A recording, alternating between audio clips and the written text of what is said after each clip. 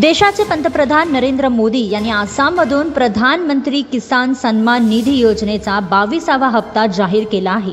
या हप्त्याच्या माध्यमातून देशभरातील 9.32 कोटींपेक्षा जास्त शेतकरी कुटुंबियांच्या बँक खात्यात एकूण 18,640 कोटी रुपयांहून अधिक रक्कम थेट हस्तांतरित करण्यात आली आहे आणि प्रत्येक पात्र शेतकऱ्याच्या खात्यात 2,000 रुपये जमा होण्यास आता सुरुवात झालेली आहे। पंतप्रधान नरेंद्र मोदी यांनी आसाममधून प्रधानमंत्री किसान सन्मान निधी योजनेचा 22वा हप्ता जाहीर केलेला आहे।